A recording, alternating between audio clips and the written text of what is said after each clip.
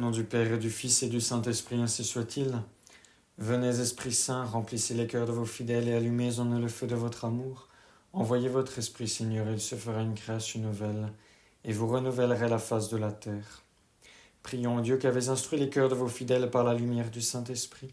Donnez-nous par ce même Esprit de comprendre et d'aimer ce qui est bien, et de jouir sans cesse de ces divines consolations par le même Jésus-Christ notre Seigneur, ainsi soit-il.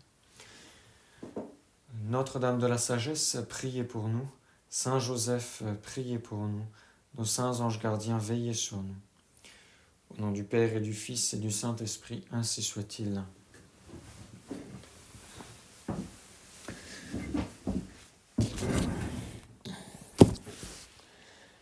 Alors ce soir, nous allons parler du péché en tant que tel, après avoir vu la conscience.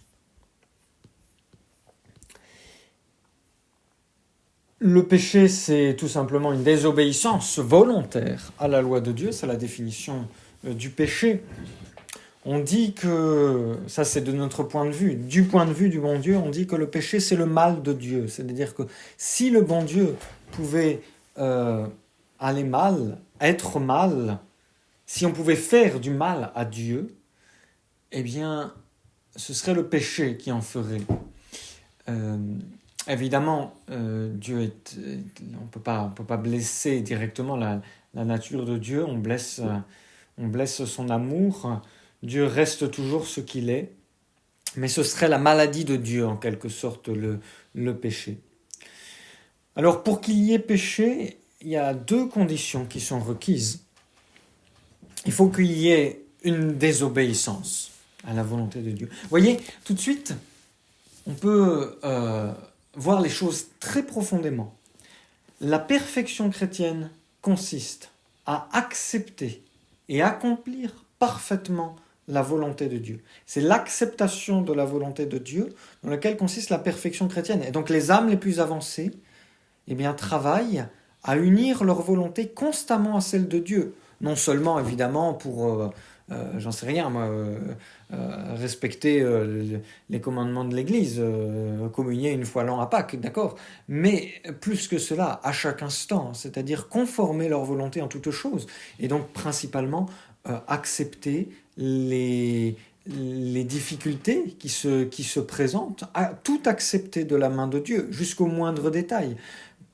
Parce que le bon Dieu veut que ça se passe comme ça, puisqu'il permet que les choses se passent ainsi. Je vais décaler un petit peu le crucifix pour pas me mettre devant, que vous le voyez si vous me regardez. Donc voilà, déjà,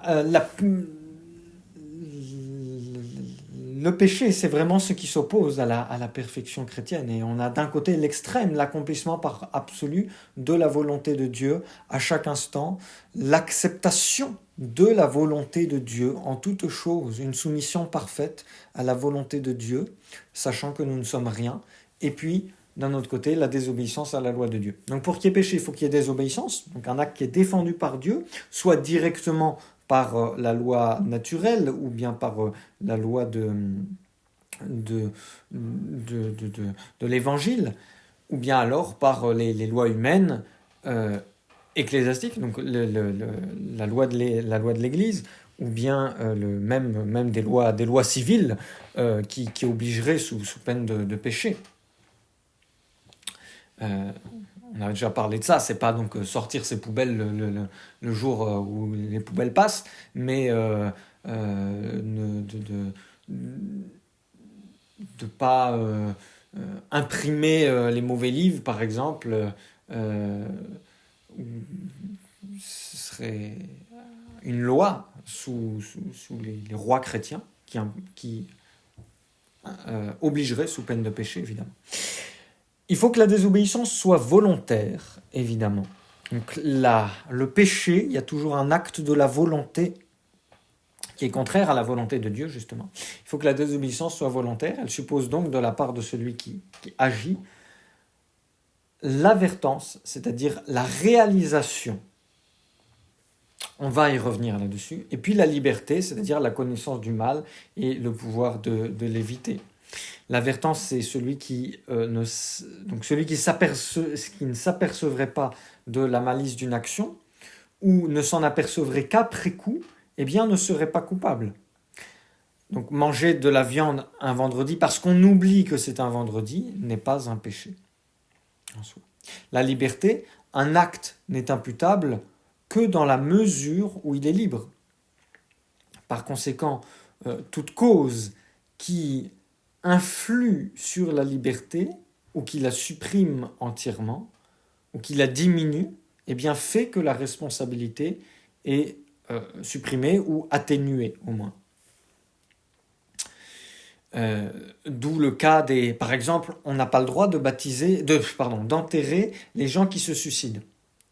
Sauf c'est une loi de l'Église pour montrer qu'on meurt en faisant un péché, en se suicidant, même si peut-être on s'est repenti entre le pont duquel on s'est jeté et l'eau dans laquelle on est mort, comme disait le Saint Curé d'Ars, pour consoler une veuve. En tout cas, objectivement, aux yeux de la société, il y a un péché, donc l'Église ne rend pas les derniers hommages à une personne qui s'est suicidée devant la société.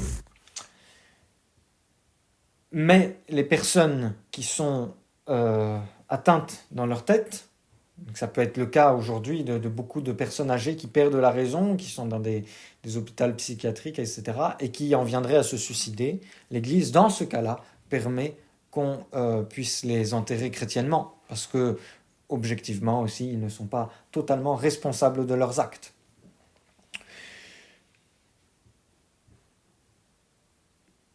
Alors, le péché, donc déjà, il y a une grande distinction à faire dans les péchés, c'est entre le péché originel commis par Adam et Ève et qui a été transmis à l'humanité. Donc Adam est responsable. C'est en quelque sorte le péché de la nature humaine tout entière. C'est cette première désobéissance à la loi de Dieu qui va éloigner la nature humaine tout entière du bon Dieu, et donc que nous portons comme une faute gravée en nous, et dont nous sommes absous par le baptême. Et puis ce qu'on appelle le péché actuel, péché originel, péché actuel, donc un acte de péché, que nous commettons nous-mêmes.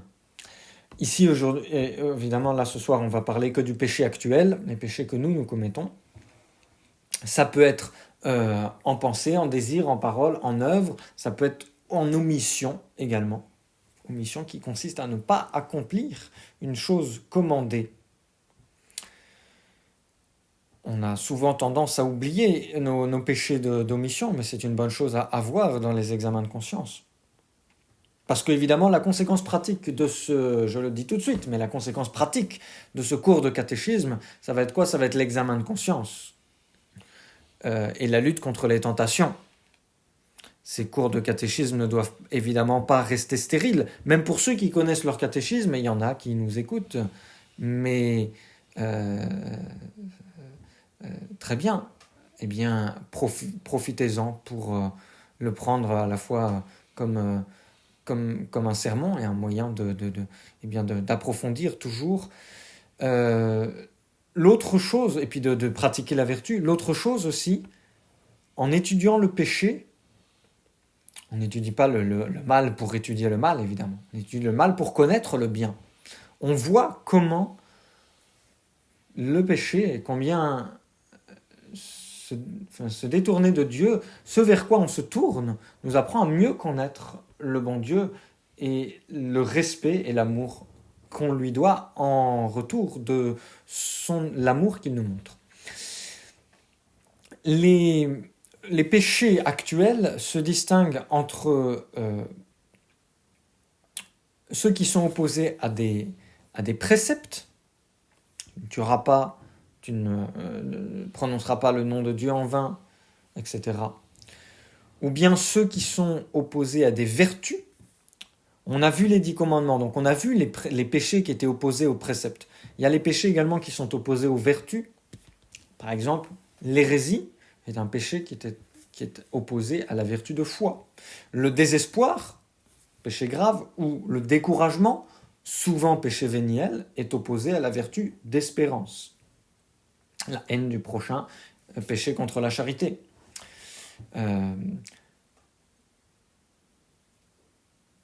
Voilà. Ça peut également être opposé au même précepte, à la même vertu, mais de manière différente. Par exemple, le mensonge et la médisance, qui sont tous les deux opposés au 8e commandement. L'homicide et le vol, qui sont tous les deux opposés à la vertu de justice, et à 2 commandements différents. La présomption et le désespoir, qui sont tous les deux opposés à la vertu d'espérance. Au point de vue du nombre des péchés, d'ailleurs c'est important quand on s'examine, pour savoir combien de péchés on a fait, puisqu'en confession on est obligé de dire le nombre de ces péchés graves, de ces péchés mortels. On distingue entre les actes extérieurs et les actes intérieurs. S'il s'agit des actes extérieurs, il y a autant de péchés que d'actes contraires à un commandement différent. Donc tuer quelqu'un et le voler, c'est 2 péchés. Même si c'est le même c'est le même, c'est la même personne qui le fait. J'ai rien contre les Arabes, je dirais plutôt contre les musulmans. Voilà. En sachant qu'ils ont toujours un grand respect pour ceux qui pratiquent. Je vous donne 2 exemples. Les musulmans, c'est le père de Foucault. Il était dans son village, dans le Tenerife, en Algérie, pardon. C'était pas au Maroc, c'était en Algérie. Et il y a un officier français, donc l'armée française était présente, il y a un officier français qui arrive dans le village. Charles de Foucault n'était pas œcuménique, hein, mais l'officier français arrive et il se présente au père de Foucault comme protestant. Le père de Foucault lui demande « Est-ce que vous êtes pratiquant ?» Et il lui dit « Oui, bon, heureusement, parce que les musulmans ici, ils ne respectent pas ceux qui ne sont pas pratiquants.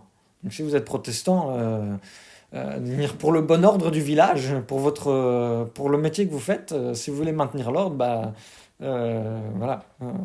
Heureusement que vous êtes pratiquant, en quelque sorte, évidemment, pas pratiquant.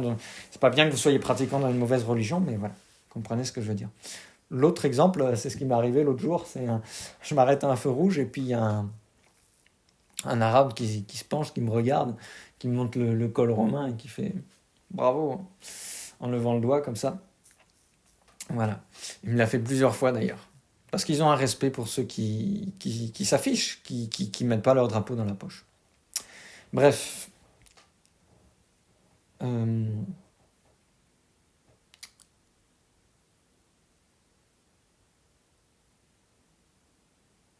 Tous les actes, donc on est à la distinction entre les différents nombres de péchés pour savoir. Tous les actes qui sont accomplis avec une seule volonté continue, c'est-à-dire je persévère dans le mal, comme tous les actes qui précèdent, par exemple, l'accomplissement d'un péché, par exemple d'un vol, ne forment qu'un seul péché, un seul péché de vol en l'occurrence. D'accord ? Donc si vous accusez de vol et qu'en même temps que vous avez arraché le sac à main de la mémé, eh bien vous l'avez un peu bousculé, c'est pas un péché contre la charité. Il y a effectivement une notion de péché contre la charité, mais vous accusez de vol. Ou bien, plus exactement, là, il va y avoir... mon exemple est mal choisi, pardon, parce qu'en l'occurrence, il va y avoir un péché aussi contre la charité, un péché de violence. Ça va être une circonstance aggravante. Mais voilà, si vous décidez de cambrioler une maison et que pour cela vous allez chercher une échelle, le fait d'aller chercher l'échelle, c'est pas un péché supplémentaire, c'est le fait simplement d'installer l'échelle pour commettre le vol. Voilà. Quand il s'agit des actes intérieurs, les pensées, les désirs, il y a autant de péchés que le consentement de la volonté a été renouvelé une fois qu'on s'est arrêté. Voilà. Bon, tout ça c'est un peu théorique. C'est après c'est en s'accusant auprès du prêtre le prêtre vous demande combien de fois vous avez fait ça. Pour les péchés en pensée, c'est un peu compliqué parfois. Quelles sont les causes des péchés ? La cause du péché, c'est avant tout la libre volonté de l'homme.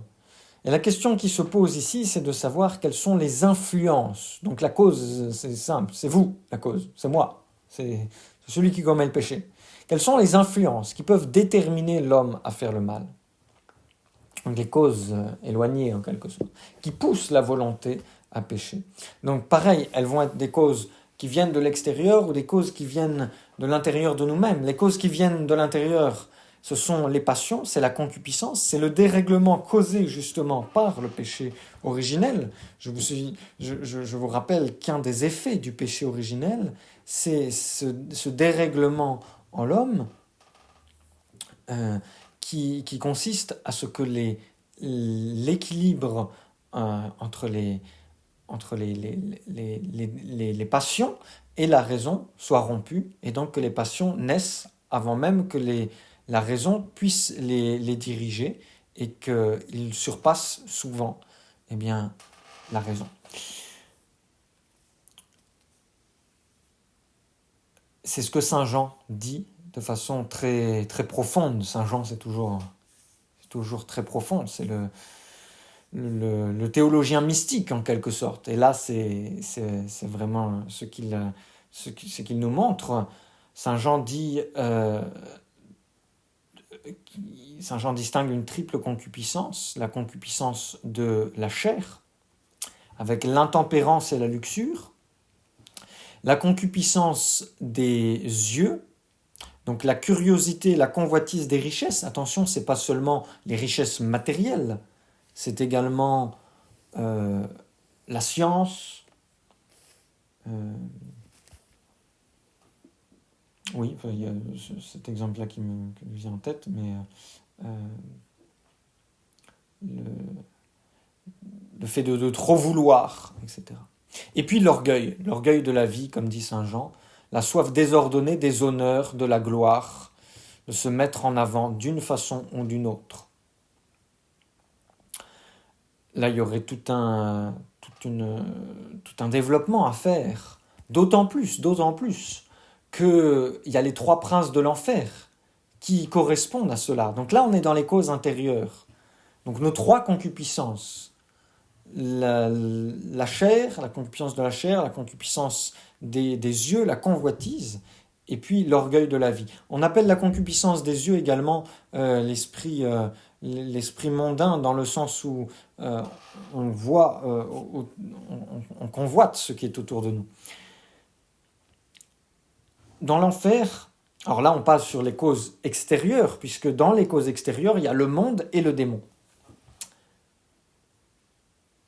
Le chef de l'enfer, c'est Lucifer, l'ennemi de Dieu, de Jésus-Christ, de Saint Michel. Il a trois princes sous ses ordres principaux. Il y en a d'autres, évidemment. Il y en a plein. D'ailleurs, il y en a un pour chaque péché capitaux. On verra les péchés capitaux dans le cours suivant. Les trois princes qui correspondent aux trois concupiscences. Vous avez Asmodée, le démon de l'impureté, le démon de l'intempérance.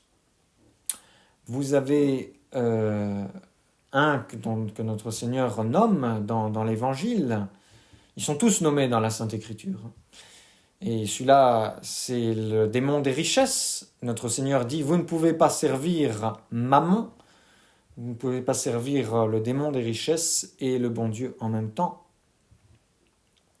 Et notre Seigneur insiste, il est plus facile à un chameau de passer par le chat d'une aiguille qu'à un riche d'entrer dans le royaume des cieux, donc à quelqu'un qui est attaché à l'argent.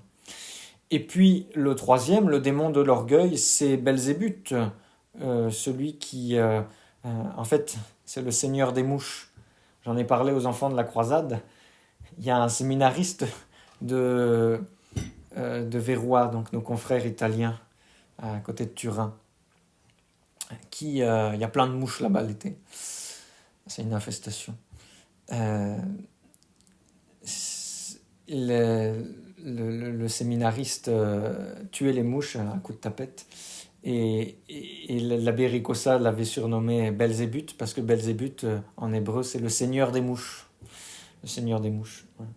Et un jour dans l'escalier, dans le noir, l'abbé Ricossa, ils se croisent, et l'abbé Ricossa voit pas très bien, il demande qui c'est, et le séminariste malicieusement répond à l'abbé Ricossa, Mais c'est Belzébuth pour vous servir, monsieur l'abbé. Voilà. Donc Belzébuth, le démon de l'orgueil, qui correspond à la troisième concupiscence, l'orgueil de la vie, la soif désordonnée des honneurs, de la gloire. L'autre cause extérieure du péché, c'est le monde, par ses maximes, ses séductions, ses mauvais exemples. Si vous voulez haïr le monde, lisez Saint Louis-Marie Grignon de Montfort, qui a en horreur les mondains, l'esprit du monde. L'esprit du monde, c'est une tendance à toujours se comporter selon les règles qui sont fixées par la manière humaine de voir. Plus la société va être mauvaise, plus ce regard des hommes va donner des maximes qui sont mauvaises. Donc aujourd'hui, les adolescents, voilà, si un catholique vient au lycée public ou pour une raison ou une autre, ou fréquente des adolescents non catholiques, ah, t'as pas de smartphone, toi, mais pourquoi? T'es un arriéré, etc., etc. Voilà. Oui, mais au moins ce jeune est préservé de toutes les horreurs qu'on peut trouver sur Internet et qui sont une grande tentation pour la jeunesse. La tentation qui nous mène au péché, donc la concupiscence, le monde, le démon produisent en nous la tentation. La tentation, c'est donc la sollicitation au mal qui nous vient de ses causes. Et il importe de bien comprendre la distinction entre la tentation et le péché. On dit souvent sentir n'est pas consentir, sentir n'est pas consentir. Ça c'est vrai spécialement pour les scrupuleux. On leur rappelle cela. Attention, vous avez peut-être eu cette mauvaise idée, vous avez peut-être eu cette mauvaise image, vous avez peut-être été tenté, mais vous n'avez pas nécessairement consenti. Il y a 3 étapes dans la tentation. Il y a 3 étapes qui sont... Alors, c'est bête parce que je n'ai pas de tableau aujourd'hui, mais vous allez écouter. La première étape, c'est la suggestion.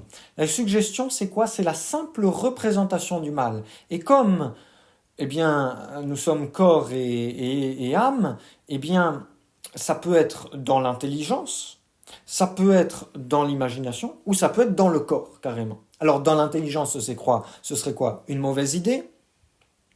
Par exemple, se dire l'idée de vengeance, se dire je vais me venger de cette personne qui j'en sais rien, moi, m'a critiqué ou involontairement peut-être a dit quelque chose du mal sur moi.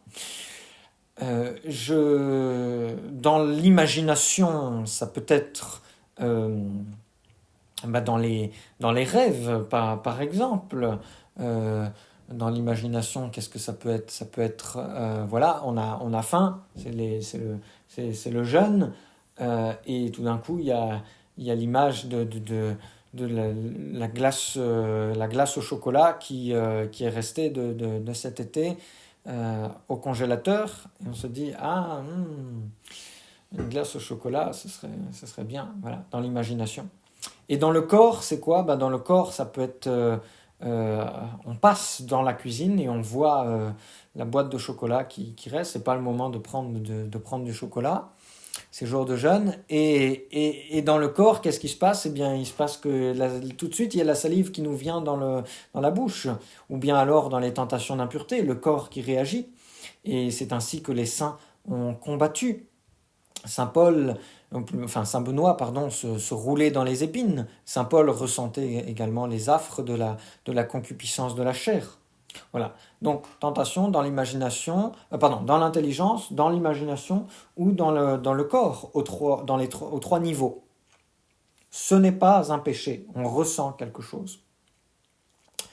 Deuxième étape, la délectation. C'est le plaisir ou l'émotion ou la joie au moment de la tentation. Pourquoi je dis plaisir, émotion, joie? C'est-à-dire que le plaisir, ça va être dans le corps, une sensation agréable. L'émotion, donc dans la partie sensible, qui est un peu le bas de l'âme et le début du corps, qu'on a presque en commun avec les animaux, mais pas tout à fait, c'est plus les passions.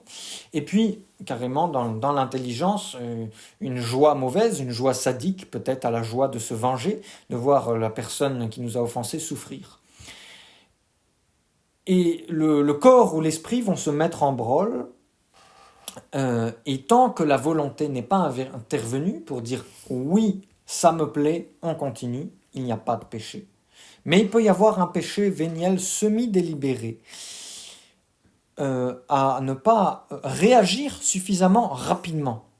Ou il peut même y avoir un péché à laisser s'installer ce plaisir, cette émotion, en quelque sorte, à laisser s'installer la délectation sans dire non totalement, sans dire oui totalement, mais en restant sur la délibération. Si on reste sur cette délibération, on a déjà accepté le principe que le péché est possible, en quelque sorte. Voilà. Souvent, il nous faut quelques secondes peut-être pour réaliser que c'est mal, et c'est alors qu'on ressent vraiment le plaisir du péché, ou la mauvaise joie, mais qu'on n'y a pas encore consenti. La vie chrétienne est aussi un travail sur cette délectation où l'on travaille à réduire le temps de cette délectation, de passer le moins de temps possible dans la tentation, pour avoir le moins de chance possible, enfin de malchance possible plutôt, de consentir. Et justement, la troisième étape dans la tentation, c'est le libre consentement de la volonté. Donc là, on va juger de deux choses. D'abord qu'il y a une tentation qui nous arrive, attention, et puis ensuite que, en l'occurrence, c'est mauvais, c'est déraisonnable. Et si on y consent, qu'on ne fait rien pour empêcher la délectation ou la passion dans le corps, eh bien alors c'est un péché grave s'il y a matière grave, péché véniel s'il y a matière à péché véniel. Mais la tentation est également extrêmement bénéfique. On lit cela dans l'office des confesseurs, des saints, qui sont passés par le feu, nous dit la Sainte Écriture. Il est nécessaire que le saint soit éprouvé comme l'or dans la fournaise, c'est-à-dire qu'il passe à travers le feu des tentations pour être exposé ainsi, mais se raffermir, comme le fer s'affermit ou l'or s'affermit dans le feu. La tentation est bénéfique, elle, pour notre vertu, elle augmente nos mérites si nous savons lui résister. Par contre, évidemment, c'est une faute de s'y exposer sans raison. Provoquer la tentation, s'exposer à la tentation de façon téméraire, c'est plus ou moins illicite selon la gravité du péché auquel on s'expose. S'exposer à un péché grave, à une tentation de péché grave, à une occasion de péché grave sans raison suffisante, c'est déjà péché gravement. Donc, par exemple, aller sur un site où l'on sait pertinemment qu'il y a des mauvaises publicités en pagaille, c'est déjà un péché grave.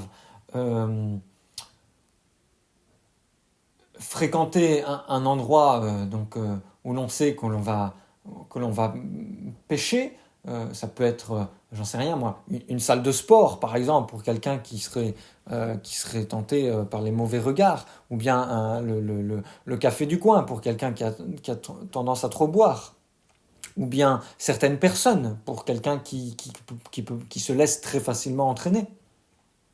Ça peut être le cas, il peut y avoir des amis qui sont nocifs. Dans ce cas-là, il faut couper les ponts. Et le fait de s'exposer à la tentation, en sachant pertinemment qu'on risque très fortement de tomber, eh bien, c'est déjà un péché grave. Il est permis de s'exposer à une tentation de pécher gravement, pourvu qu'il y ait une raison proportionnée pour le faire, qu'on prenne tous les moyens pour ne pas tomber, et qu'il y ait suffisamment d'espoir de ne pas tomber. Ça fait 3 conditions. Raison proportionnée pour le faire, qu'on prenne tous les moyens pour ne pas tomber, et qu'il y ait suffisamment d'espoir de ne pas tomber. Pour le péché véniel, c'est le même principe, c'est-à-dire si on s'expose à une occasion de péché véniel sans raison nécessaire, on commet déjà un péché véniel, d'accord ? Mais on peut s'exposer à une occasion de péché véniel si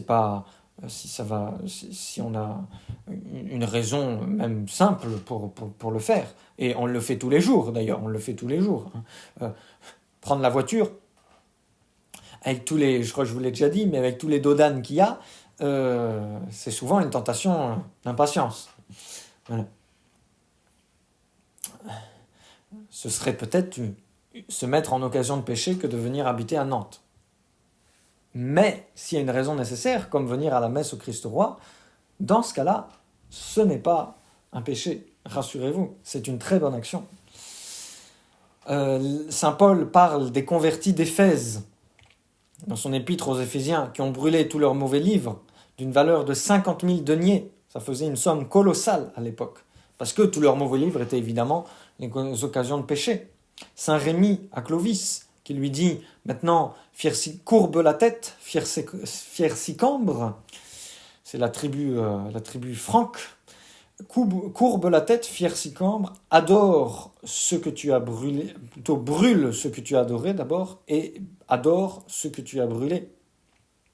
C'est-à-dire brûle les idoles et adore la croix que tu n'as pas respectée jusqu'à maintenant. Aujourd'hui, nos idoles, ce sont quoi ? Ce sont c'est-à-dire nos occasions de péché.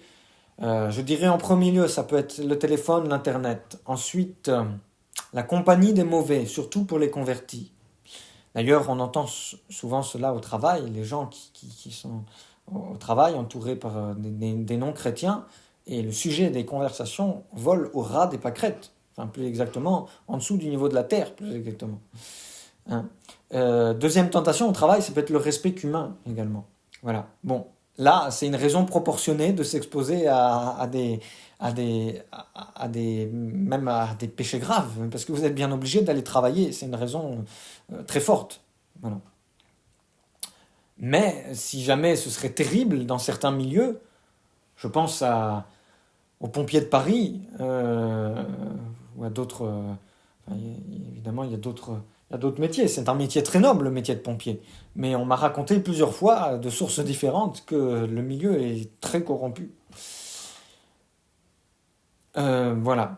Alors évidemment, votre épouse, peut-être pour vous, ou votre mari, peut-être pour vous, une occasion de péché. Ça ne veut pas dire qu'il faut le brûler, ou le mettre à la poubelle. Mais peut-être s'éloigner de telle ou telle personne. L'oisiveté est la plus grande occasion de péché. On le connaît par cœur, mais il faut le dire et le redire. Et donc l'éviter. Il faut toujours être en train d'accomplir un devoir, toujours en train d'occuper son temps sainement. Il y a tant à faire, me disait l'abbé Guépin. Il y a tant à faire. Il y a tant à faire, disait l'abbé Guépin, qui s'est tué à la tâche. Littéralement. Attention aux tentations, découragement également. Une fois alors je crois que c'est Sainte Catherine de Sienne. Je ne mettrai pas ma main à couper. Sainte Catherine de Sienne était tentée par le diable. Le diable lui disait, mais elle était en train de faire ses pénitences et ça lui coûtait, et ses prières. Et le diable lui disait, mais pourquoi fais-tu tout cela ? Soit tu es damné, et dans ce cas-là, tout ça ne te sert à rien, parce que déjà, c'est certain que tu iras en enfer. Le bon Dieu, il le sait, le bon Dieu. Et si le bon Dieu a décidé que tu sois sauvé, si tu es sauvé, à quoi bon te fatiguer avec toutes tes pénitences et tout ça ? De toute façon, tu iras au ciel. Réponse de Sainte Catherine. Si je suis damné, tes efforts contre moi ne servent à rien. Pourquoi t'embêter à me sauver ? Et si je suis sauvé, eh bien, à quoi bon te fatiguer, mon cher démon ? Voilà, il faut se moquer du démon. Il faut se moquer du démon. Typiquement, dans la tentation, bon, évidemment, dans la tentation, souvent, on a très peu de temps pour réagir, ou c'est pas des choses très importantes, et on se détourne et on fait autre chose. D'accord. Tentation un peu plus forte, c'est quoi ? C'est le signe de la croix. L'invocation au Marie conçue sans péché, priez pour nous qui avons recours à vous, à ce moment précis. Et puis, un peu plus long, mais efficace aussi, la prière à Saint Michel. Saint Michel, défendez-nous dans le combat. Voilà. Contre le démon, le signe de croix fait fuir le démon, mais il revient. Sainte Thérèse en a eu l'expérience. Par contre, si on met l'eau bénite, si on rajoute l'eau bénite, le démon ne revient pas. Le Saint Curé d'Ars, c'était la même chose. Enfin, il ne revient pas, au moins un certain temps.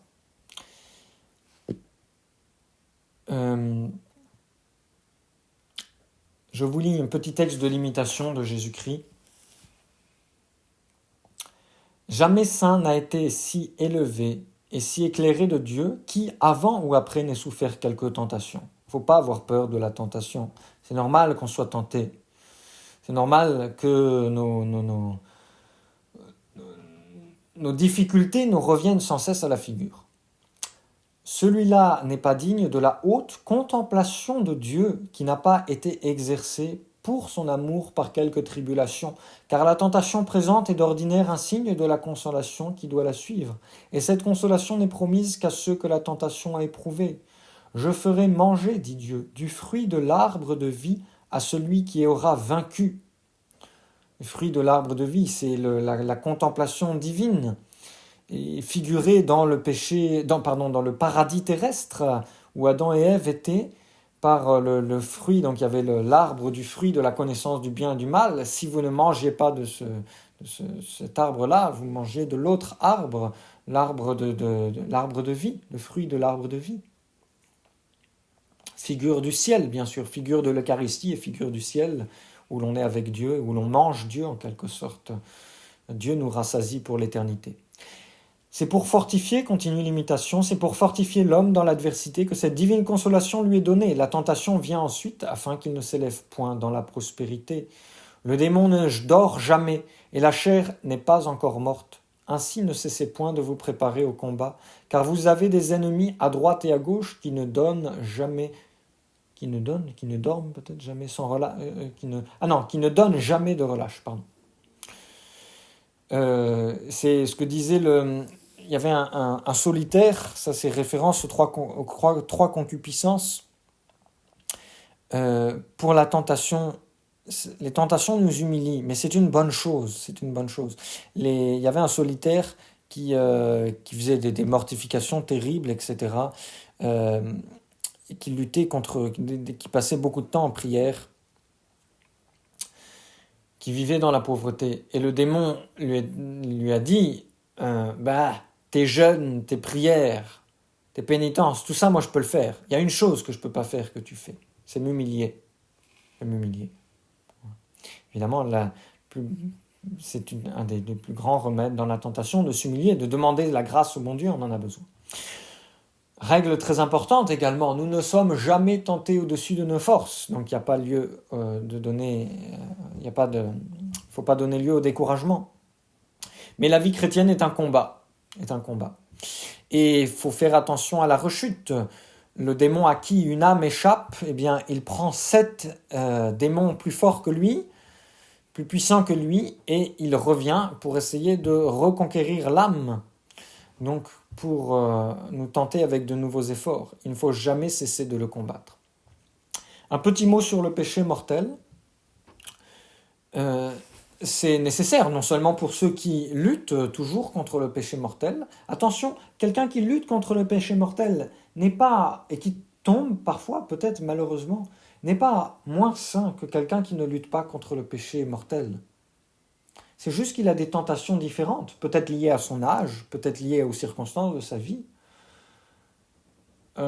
Et donc, faut pas penser que parce qu'on a moins de tentations, parce qu'on est à la retraite et que tout va bien, qu'on est déjà un saint. Non, l'amour de Dieu ne se mesure pas nécessairement, ne se mesure pas aux tentations, ne se mesure pas même nécessairement aux fautes dans lesquelles on tombe.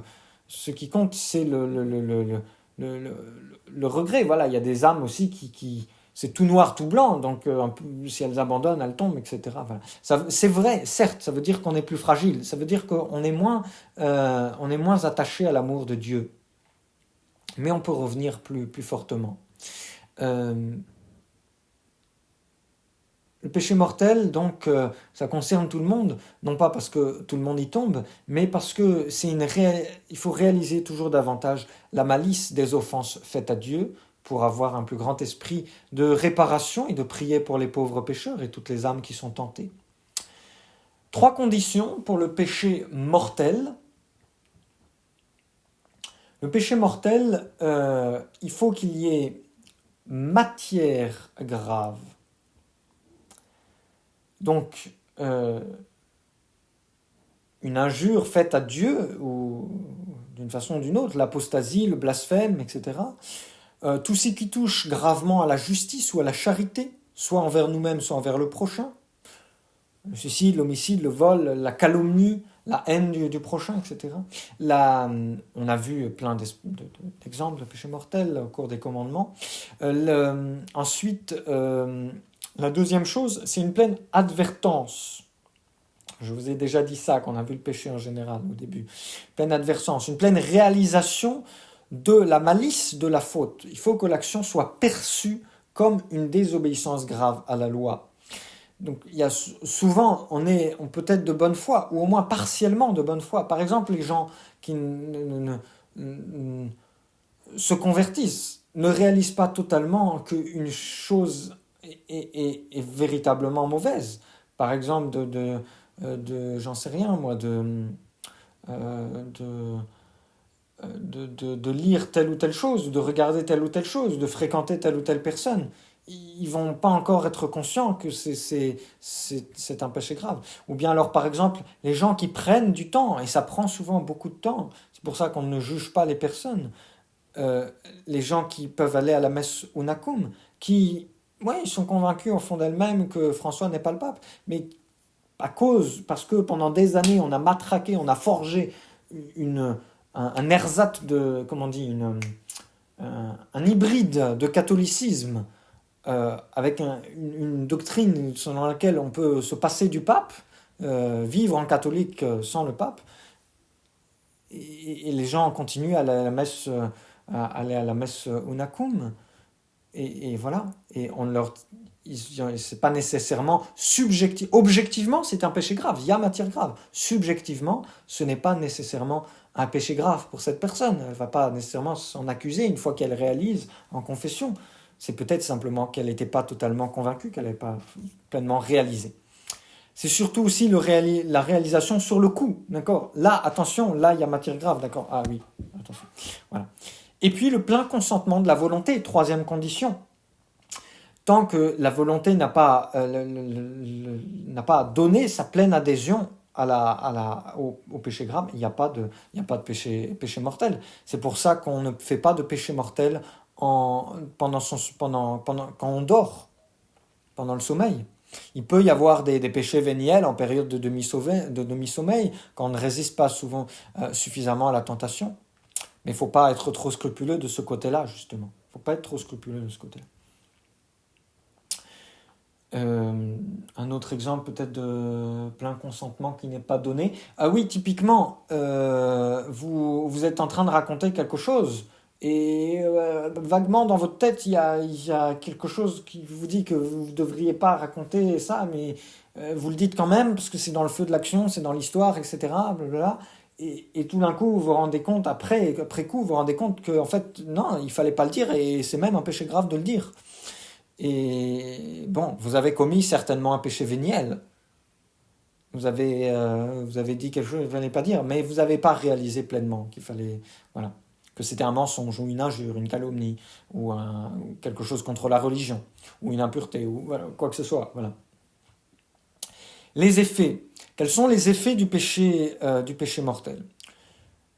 Premier effet, c'est que la première conséquence du péché mortel, c'est de donner la mort à l'âme, au point de vue surnaturel, d'où le nom de péché mortel, en lui faisant perdre la grâce sanctifiante et de ce fait le droit à aller au ciel, le droit à garder les trésors spirituels qu'on a acquis, qu'on appelle le mérite, autant de choses qui ne peuvent pas être rendues au pécheur tant qu'il ne s'est pas repenti et réconcilié avec Dieu. Et cette privation de grâce est ce qu'on appelle la souillure du péché, qui nous sépare de Dieu, qui nous fait tomber sous l'esclavage du démon.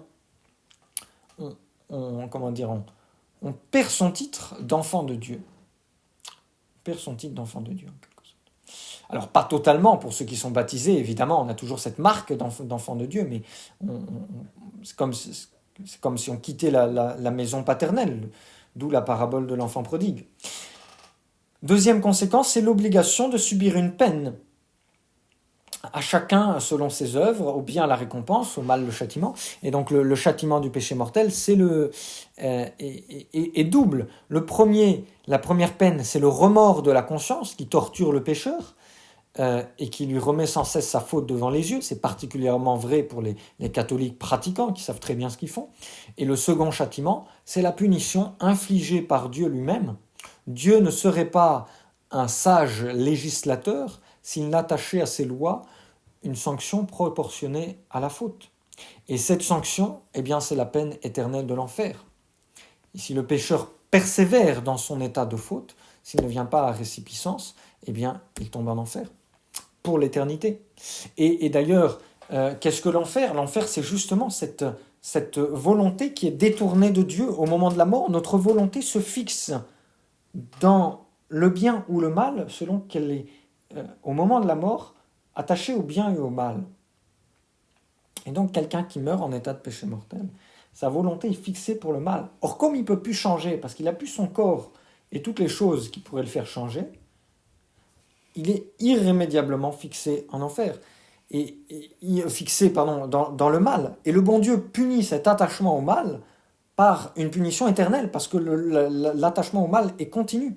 C'est comme ça que les anges, dont la volonté ne change pas, ayant choisi une fois le mal, eh bien, sont punis éternellement, et n'ont pas de retour possible. Mais le damné devient à ce moment-là, rentre dans le même état pour l'éternité. Et c'est une chose terrible, évidemment.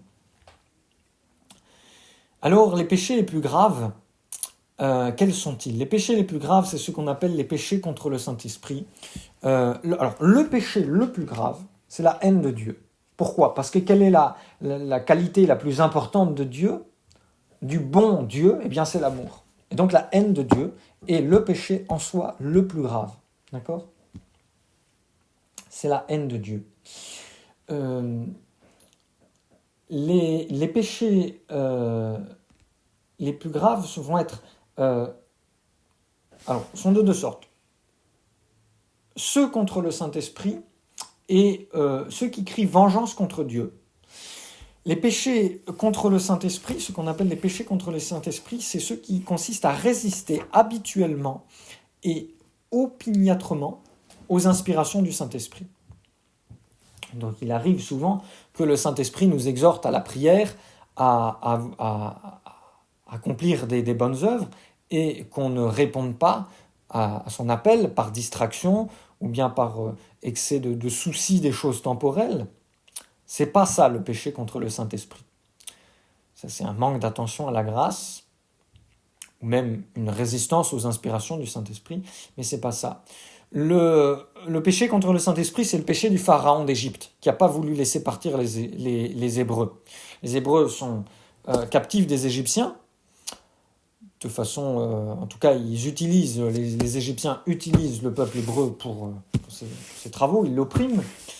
Et Moïse, avec son frère Aaron, va manifester clairement au Pharaon la volonté de Dieu, avec miracle sur miracle, ce qu'on appelle les 10 plaies d'Égypte. Donc on ne peut pas dire que le Pharaon n'est pas averti. À chaque fois, le Pharaon dit « Ah là là là là, c'est terrible, dites au bon Dieu d'arrêter cette plaie terrible, et je vous laisserai partir. » Et puis, à chaque fois, eh bien, le bon Dieu arrête la plaie et la calamité, comme l'invasion de sauterelles, l'invasion de grenouilles, l'invasion de moustiques, etc., les maladies, et le Pharaon change d'avis. Voilà. Donc, il endurcit son cœur, nous dit la Sainte Écriture à chaque fois. Il endurcit son cœur. Ce serait comme un homme qui est endormi, qui est épuisé, endormi dans le froid, et son ami vient et lui dit « Viens, on va allumer un feu avant que tu ne t'endormes. » Et lui dit « Non, je veux rester dormir. Je veux rester dormir. » Et son ami essaie de le sauver, de le secouer. Il ne peut pas. « Je veux rester dormir. » Et les péchés contre le Saint-Esprit, eh bien, puisqu'ils fixent la volonté dans le mal, eh bien, le péché contre le Saint-Esprit empêche le pardon de Dieu. C'est dans ce sens-là. Évidemment, tout péché peut être pardonné. Mais c'est une attitude dans laquelle on refuse le pardon de Dieu. Et c'est pour cela que notre Seigneur a ces paroles terribles, que le péché contre le Saint-Esprit ne peut pas être remis. C'est ce qu'il dit dans l'Évangile. D'accord ? Le blasphème contre le Saint-Esprit, dit Jésus, ne sera remis ni dans ce monde ni dans l'autre. Voilà.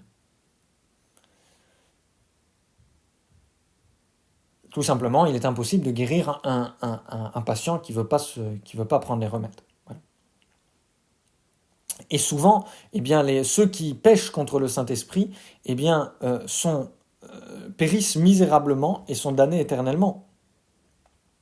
Les Juifs qui avaient résisté à tous les prophètes, eh bien, la nation juive s'est faite détruire par les Romains. 1 million de crucifiés et un autre million emmenés en esclavage.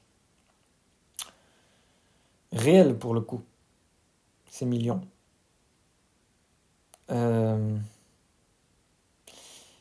Parce que tu as repoussé la parole du Seigneur, dit Samuel à Saul, le Seigneur t'a réprouvé à ton tour. Ensuite, les péchés qui crient vengeance contre Dieu, ce sont les péchés d'une malice telle qu'ils appellent la vengeance du ciel sur leurs auteurs.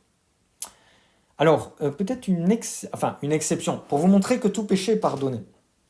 C'est la fameuse vie de Pierre de Kériolet. Alors, je vous en parlerai plus lors de notre pèlerinage à Sainte-Anne-d'Auray, mais en gros, le bon Dieu, il a envoyé grâce sur grâce. Ensuite, il a envoyé le démon pour que le démon lui fasse sentir la mort de proche. Le démon a, pour ainsi dire, Pierre de Kériolet était couché dans son lit. C'est Pierre de Kériolet, donc c'est un noble breton au XVIe siècle, un impie au plus haut degré.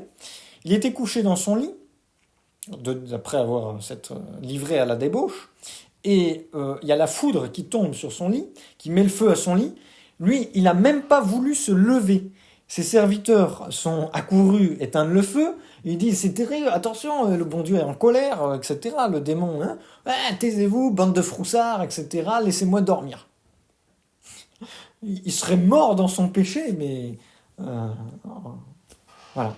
Et le bon Dieu, c'est plutôt la Sainte Vierge Marie, eh bien, va utiliser un moyen extraordinaire, c'est-à-dire, ce sont les démons eux-mêmes qui vont le forcer à se convertir quand il s'est trouvé en présence des possédés de Loudun, et une des possédées, enfin le démon par la bouche d'une possédée, va lui révéler tout ce qu'il a fait, et lui crier crier de rage qu'il est protégé par la miséricorde de la Sainte Vierge, et qu'il peut rien contre lui, qu'il essaie de l'emmener en enfer, de le faire mourir, etc., qu'il est coupable de tous les crimes du monde, et qu'il peut rien parce que la Sainte Vierge le protège. Mais il y a un petit mais, et ça vous en saurez plus si vous venez à notre pèlerinage à Sainte-Anne-d'Auray le 15 mars, ou si vous écoutez, je pense qu'on enregistrera les conférences. Et oui, je fais un peu de racolage. Alors, les péchés qui crient vengeance contre le ciel, ce sont les péchés d'une telle malice qu'ils appellent qui sont contraires à la bonté de Dieu. C'est l'oppression des veuves et des orphelins et des pauvres. Donc contre la charité. Ensuite, contre la justice, quand on retient le salaire de l'ouvrier. Et troisième chose, péché de chair contre nature. Le péché de Sodome et Gomorrhe. D'accord. C'est des crimes qui révoltent le sens moral de l'homme. Quand Caïn a tué Abel, Dieu lui a dit « Le sang de ton frère a crié vengeance contre moi ». D'accord. C'est le sang de l'innocent. Voilà. Et puis le péché de Sodome et Gomorrhe. Voilà pour le péché grave. Le péché véniel, je vais passer peut-être un peu plus rapidement. Donc le péché véniel, c'est tous les autres péchés, évidemment, qui ne sont pas graves. Désobéissance à la loi de Dieu, mais à laquelle il manque une des trois conditions qui constituent le péché mortel. Donc le péché véniel est véniel, donc, parce que c'est pas suffisamment grave pour que ce soit grave, ou bien alors l'avertance, la réalisation de la faute n'est pas entière, ou bien le consentement n'est pas entier. D'accord. les péchés véniels, aussi nombreux qu'ils soient, ne revêtent jamais la malice du péché mortel. Donc ils n'en sont pas moins des offenses à Dieu, quelque chose de terrible, des actes qui lui déplaisent. Le péché, la définition latine qu'on donne du péché, et théologique qu'on donne du péché véniel, c'est conversio a creaturam sine adversio ad Deo. Donc c'est une conversion vers la créature, c'est-à-dire on se tourne vers la créature de façon désordonnée pour la servir. Ça peut être soi-même, son propre plaisir, son propre bonheur, ou bien quelque chose que... voilà. Et par contre, on ne se détourne pas totalement de Dieu. Donc ça ne supprime pas dans notre âme l'amour de Dieu, la vertu de charité que l'on perd par le péché mortel. Puisque le péché mortel, c'est ça, c'est la perte de la vertu de charité. Nécessairement, tout péché mortel, même s'il n'est pas directement contre la vertu de charité, nous fait perdre la vertu de charité, puisque la vertu de charité, c'est non seulement l'amour du prochain, mais l'amour de Dieu. Or, si on fait quelque chose qui est opposé à la volonté de Dieu, on ne peut plus être son ami. Voilà. Le péché véniel, par contre, lui, on peut toujours être l'ami de Dieu, mais un ami auquel qu'on froisse, qu'on offense légèrement, mais sans rompre totalement l'amitié.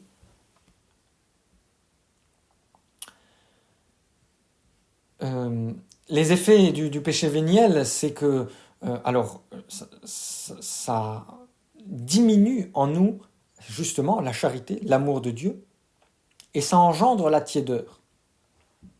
Ça nous rend moins forts contre la tentation qui nous fait glisser sur la pente du péché mortel. Et ça empêche le bon Dieu de donner ses grâces. Ça renforce notre concupiscence. Ça nous augmente le temps de purgatoire. Et un petit péché véniel augmente énormément le temps de purgatoire. C'est pour ça qu'il vaut mieux les expier sur la terre, gagner des indulgences. Voilà. Conclusion, il faut se former une conscience délicate, qui est exempte à la fois de scrupules, de relâchement. Conscience qui attribue à chaque action sa véritable valeur morale. Le péché, c'est le souverain mal. La souffrance, la maladie, la ruine, la dépression, tout ce que vous voulez, la mort, ce ne sont que des malheurs relatifs. Et vous voyez, et le problème, c'est que dans ce monde de folie, et même à cause du modernisme, on a perdu cette notion du péché. Ça, c'est vraiment quelque chose que les modernistes ont enlevé des consciences. Ça envoie les âmes en enfer si on n'a pas conscience du péché. Ça envoie les âmes en enfer si on n'a pas conscience du péché. C'est pas une théologie négative. C'est tout ça, ça doit nous conduire à l'amour de Dieu. On doit grandir dans l'amour de Dieu. Mais alors, je l'ai peut-être déjà dit, mais je n'ai rencontré, et assez récemment, une seule personne éduquée par les modernistes, façon de parler, c'est-à-dire ayant grandi dans le modernisme, qui connaissait la différence entre péché mortel et péché véniel. Parce que cela n'est plus enseigné, n'est plus prêché. Voilà.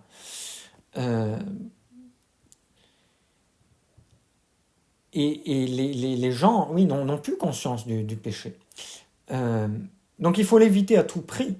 Et le péché véniel avec le plus grand soin. Parce que celui qui méprise les petites choses tombera bientôt, dit l'Ecclésiastique. Et celui, parole de notre Seigneur, celui qui est fidèle dans les petites choses, l'est aussi dans les grandes, bien sûr.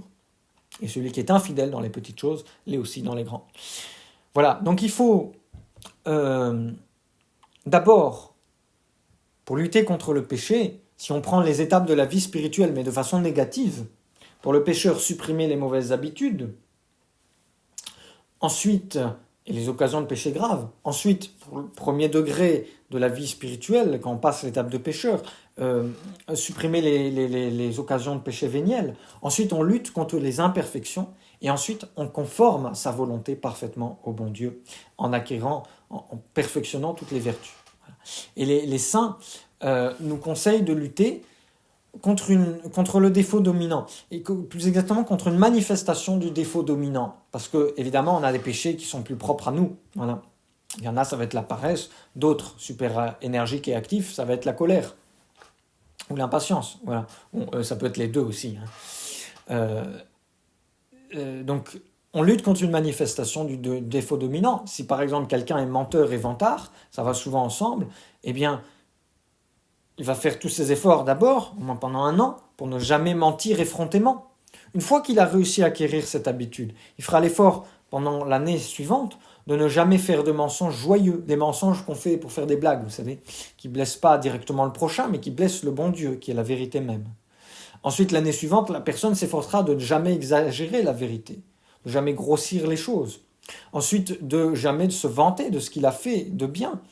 Et l'année encore d'après, enfin quand il sera parfait, après ça prend plus de temps aussi, mais on a plus de grâce aussi, de ne jamais parler de lui sans qu'on lui demande, sans que ce soit vraiment nécessaire.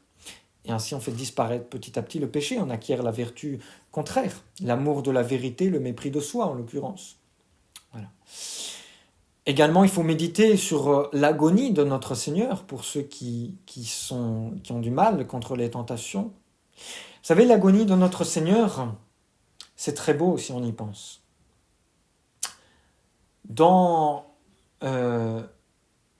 Alors notre Seigneur ne souffre pas encore extérieurement dans son corps, c'est-à-dire évidemment il va souffrir, il va sentir l'oppression. Mais à quoi c'est dû ?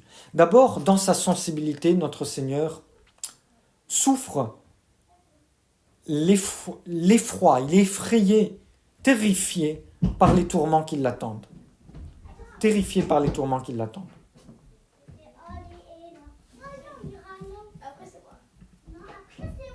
Je vous demande une seconde, il y a les enfants qui font du bruit, je vais leur dire de faire moins de bruit. Je ne sais pas si vous entendez. Les enfants, faites pas trop de bruit parce que je suis en conférence.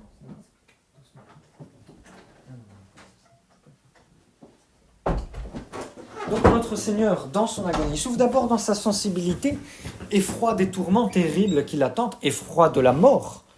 Il souffre dans son intelligence. Pourquoi ? Parce qu'il sait, il voit parfaitement la gravité des péchés. Le nombre des péchés, sans fin. Vous imaginez le nombre d'humains qu'il y a sur Terre depuis le début de l'humanité jusqu'à la fin sur Terre, ça fait des milliards et des milliards. Chaque homme commet des millions de péchés dans sa vie. Vous multipliez tout ça, notre Seigneur a devant ses yeux les milliards et milliards et milliards de péchés qui sont commis à ce moment-là. Il souffre la gravité, il connaît parfaitement la gravité de chaque péché, y compris les plus graves.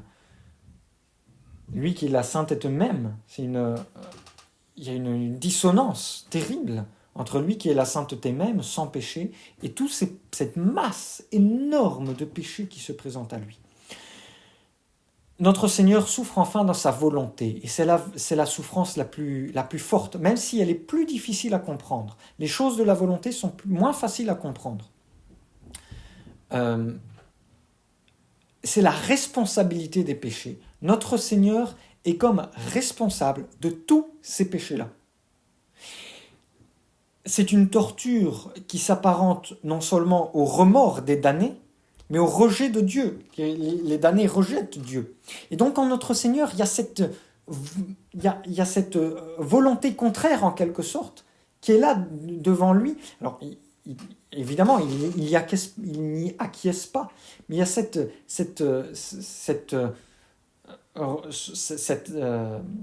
tendance vers le mal qui s'impose à lui, qui s'affronte à lui, qui affronte sa volonté très sainte. Et ça, c'est une souffrance indicible pour notre Seigneur, qui l'oppresse tellement de force en présence d'une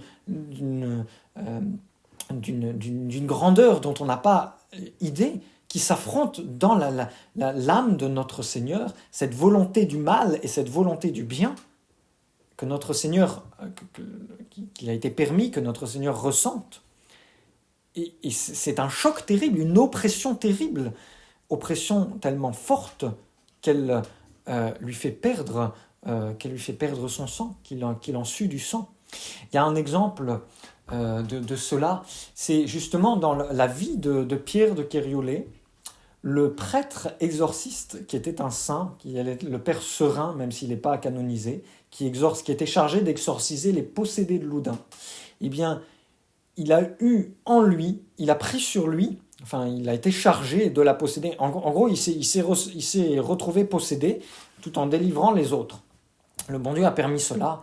Ça l'a fait grandir en sainteté, bien sûr. Mais il raconte cela, pendant les possessions, il sentait non seulement il faisait n'importe quoi, des sauts périlleux en l'air, etc., et toutes sortes de trucs bizarres, il disait des blasphèmes, etc., et voilà, dont il n'était évidemment pas responsable. C'était le démon qui agissait dans son corps. Mais dans son âme aussi, il sentait cette volonté contraire qui l'attirait avec une force irrésistible s'il n'y avait pas eu la grâce de Dieu. Et en même temps, il disait, c'est à ce moment-là que je peux faire les meilleures oraisons, les meilleures contemplations, méditations, parce que je suis porté par la grâce de Dieu. Parce qu'évidemment, pour supporter cette tendance au mal énorme que le démon, c'était les plus forts démons qui étaient dans les possédés de Loudun. On a leur nom, les démons les plus puissants, donc qui correspondent aux anges. Ils occupaient avant les degrés les plus hauts du paradis. Et le père Serin explique que voilà, il y avait ces deux forces en présence terribles. Voilà, voilà un petit peu. Et puis bien sûr, la croix de notre Seigneur Jésus-Christ pour résister aux tentations, c'est évidemment quelque chose d'absolument nécessaire. D'ailleurs, il y a un prêtre un jour, c'est Saint Alphonse, qui a appris qu'il y avait un prêtre, donc Saint Alphonse c'est 18e. À la fin du 18e, il y avait un prêtre de son diocèse qui menait une mauvaise vie, enfin une vie peu édifiante. Il a fait appeler, il était évêque, j'ai oublié la ville, évêque dans le sud de l'Italie. Et il a fait appeler chez lui et il a mis à l'entrée de son appartement un grand crucifix couché par terre. Et le prêtre est entré pour aller voir Saint Alphonse. Il a vu le crucifix et il était un peu embêté. Et Saint Alphonse lui a dit « Entrez donc, ce n'est pas la première fois que vous foulerez aux pieds notre Seigneur Jésus-Christ. » Ça a tellement bouleversé le prêtre qu'il a fondu en larmes et qu'il a promis tout de suite de changer de vie. Parce que voilà, Saint Paul nous apprend que le pécheur crucifie de nouveau notre Seigneur et qu'il rend inutile sa passion et ses souffrances. Ça a été également une des causes des plus grandes douleurs de notre Seigneur, de voir l'inutilité de son sang répandu. Et c'est d'ailleurs une image très belle, l'inutilité de ce sang, c'est le sang qui sort par les pores de la peau de notre Seigneur pendant son agonie, parce qu'il voit tous ces pécheurs pour lesquels il a mérité le salut et qui ne profiteront pas, qui refusent de coopérer à la grâce et qui préfèrent le péché à accomplir la volonté de Dieu. Eh bien, c'est la grâce qu'on va demander d'être libéré de tout ça et d'éviter de succomber à la tentation. Je vous propose cette fois-ci de terminer par une prière justement à notre Père pour demander d'être délivré dans la tentation, de ne pas succomber au mal. Au nom du Père et du Fils et du Saint-Esprit, ainsi soit-il. Notre Père qui êtes aux cieux, que votre nom soit sanctifié, que votre règne arrive, que votre volonté soit faite sur la terre comme au ciel. Donnez-nous aujourd'hui notre pain de chaque jour. Pardonnez nos offenses comme nous pardonnons à ceux qui nous ont offensés. Et ne nous laissez pas succomber à la tentation, mais délivrez-nous du mal, ainsi soit-il. Au nom du Père et du Fils et du Saint-Esprit, ainsi soit-il. Voilà. Est-ce qu'il y a des questions ?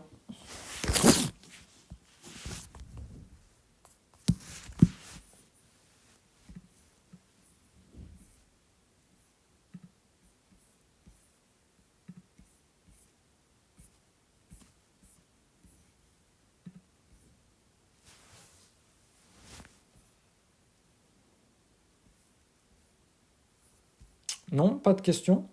Écoutez, je vous dis, souhaite une bonne soirée et je vous dis à la semaine prochaine. Dieu vous bénisse tous.